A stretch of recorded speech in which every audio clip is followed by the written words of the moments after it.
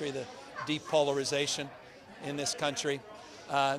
And no one feels that more than our kids. And so it's a point of pride being here with them as well, particularly with so many remarkable leaders that were here.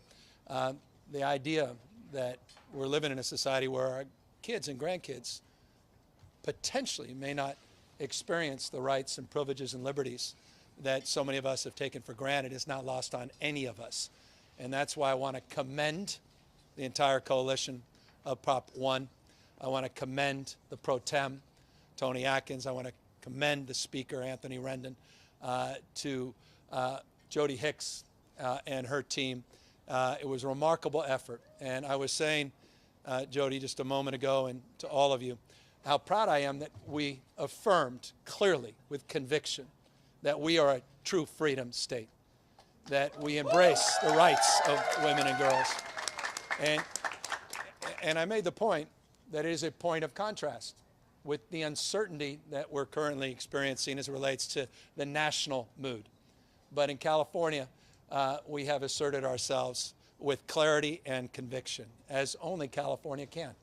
And it's a point of pride as well, because we recognize we have a lot more work to do. And I was talking about a little humility, you know, having the opportunity to represent the people of this state, 40 million Americans strong, the most diverse state in the world's most diverse democracy, where the issues of diversity are being challenged in states large and small.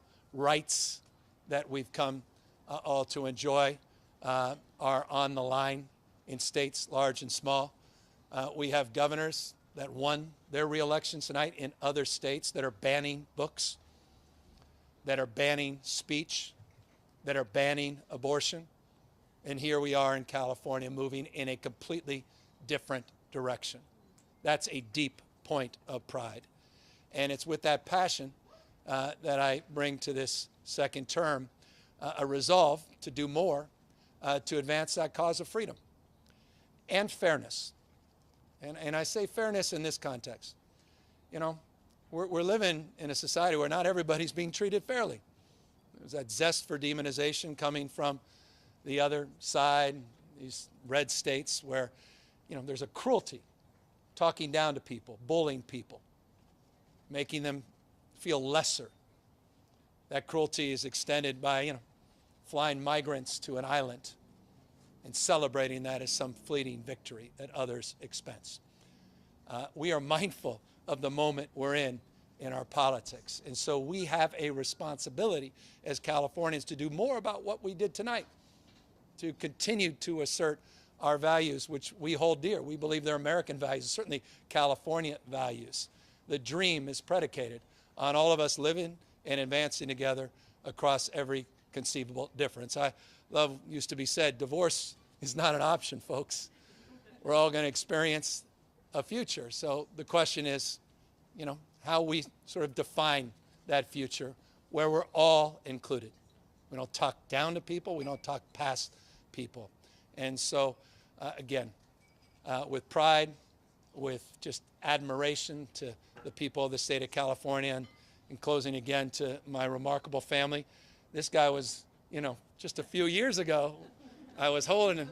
You had your pacifier. Don't be angry with me. Just 4 years ago, they grow up so fast. And, you know, I was talking about family a moment ago, and I'll close on this. Look, I've said this before. I'll keep saying it. You're going to hear a lot more about it. We're all on this journey for belonging. We all need to love and be loved.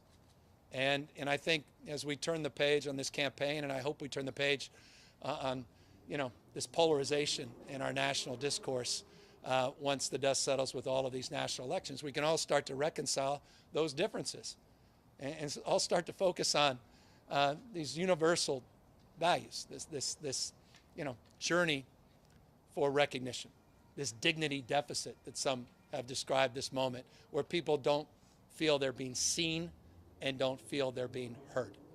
We all have a responsibility to do a little bit more to meet people where they are and to dig a little deeper in terms of building other people up. And that's my commitment to the people of the state of California this evening, with the spirit of my family beside me, looking at this larger family, California, where the future, we say proudly, happens first. Thank you very much, California.